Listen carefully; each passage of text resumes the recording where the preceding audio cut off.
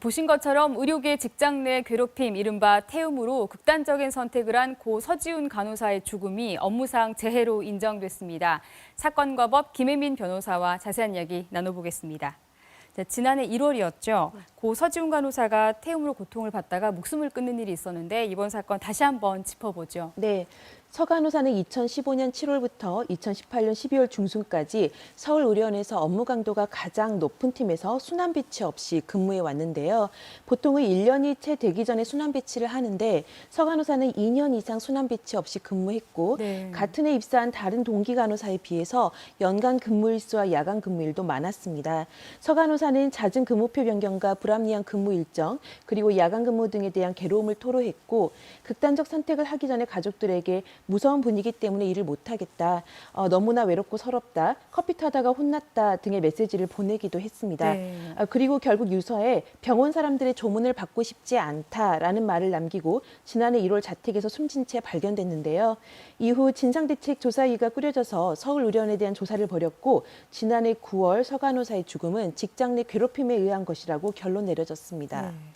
자, 그래서 이후 유족들이 산재 신청을 했고 6개월 만이죠. 지난 9일 근로복지공단이 업무상 재해다라고 인정을 했는데 근거가 무엇이었습니까? 네, 서 간호사가 업무와 직장 내 상황과 관련해서 정신적 고통을 겪었음이 인정되고 업무상 과로와 스트레스가 누적됨에 따라 정상적인 인식 능력이 저하된 상태에서 극단적 선택을 한 것으로 봄이 타당하다. 즉, 고인의 사망은 업무와 상당 인과관계가 인정된다라고 본 것입니다. 네. 이 직장 내 괴롭힘으로 인한 고통, 이것도 산재다라는 건데 이게 어떤 의미가 있고 또 이 업무상 재해로 인정이 되면 무엇이 달라지는 걸까요? 네, 서 간호사의 사망이 개인의 문제가 아니라 병원의 구조적 문제, 직장 내 괴롭힘에 의한 사망이었다라는 게 인정된 셈인데요. 그에 따라서 산업재해보장보험법 37조에 따른 업무상 재해로 인정이 되게 되면 그로 인한 치료비나 휴업급여, 유족급여 등을 산업재해보장보험에 따라서 보상받을 수 있게 됩니다.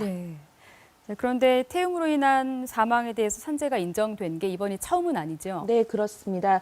사실 2018년 2월에도 서울 아산병원 중환자실에서 근무하던 박선욱 간호사가 태움에 시달리다가 극단적 선택을 했는데요. 박 간호사의 사망 역시 작년 3월에 산재로 인정된 바 있습니다.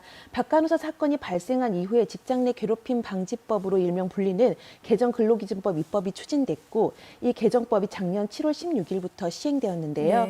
이번 서 간호사 사망에 대한 산재 인정은 개정근로기준법 시행 이후에 이루어진 근로복지공단의 산재 인정이라는 점에서 의미가 있습니다.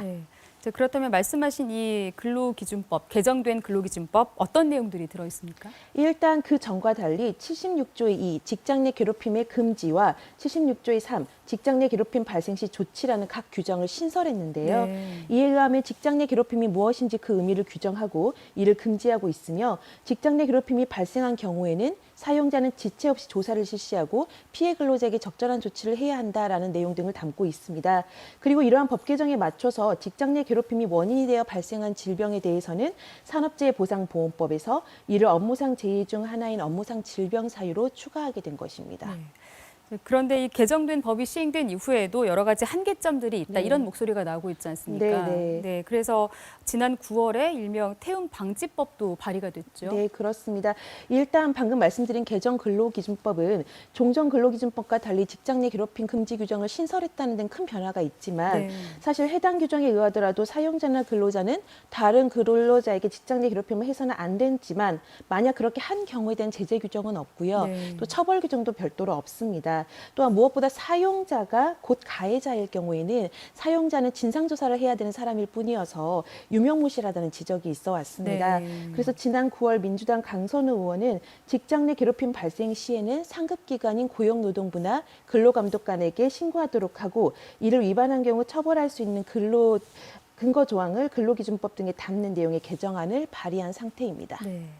자, 여기까지 정리하겠습니다. 고맙습니다.